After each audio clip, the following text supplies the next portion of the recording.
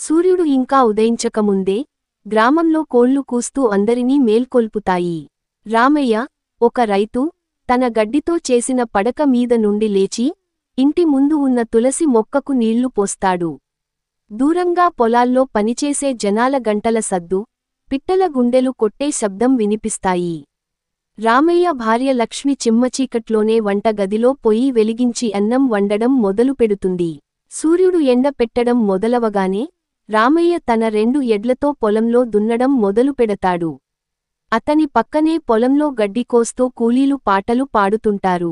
ఓ రాజా, ఓ రాణీ అంటూ వాళ్ల స్వరం గాలిలో కలిసిపోతుంది. దూరంగా ఉన్న చెరువు నుండి చేపలు పట్టే జాలరులు నీళ్లలో చప్పుళ్లు చేస్తూ కనిపిస్తారు. పొలంలో పని చేసిన తర్వాత రామయ్య చెట్టు కింద కూర్చుని లక్ష్మి పంపిన గంజి తాగుతాడు. అతని చిన్న కొడుకు వెంకట్ పొలంలో తిరుగుతూ చిన్న చిన్న రాళ్లతో ఆడుకుంటాడు. గ్రామంలోని పెద్దలు ఇంటి ముందు కూర్చుని పొగాకు తాగుతూ సమాచారం మాట్లాడుకుంటారు.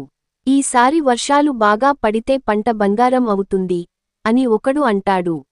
సాయంత్రం అవుతుంది. గ్రామంలోని చిన్న ఆంజనేయ స్వామి గుడి వద్ద జనం చేరతారు. గంటలు మోగుతాయి. పూజారి దీపం వెలిగిస్తాడు. లక్ష్మి తన చీర కొంగుతో ముఖం తుడుచుకుంటూ గుడిలో ప్రసాదం తీసుకుంటుంది.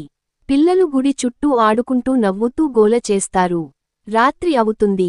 రామయ్య కుటుంబం ఇంటి ముందు చాప మీద కూర్చుని చల్లని గాలి ఆస్వాదిస్తూ భోజనం చేస్తారు. ఆకాశంలో నక్షత్రాలు మినుగురుల్లా కనిపిస్తాయి.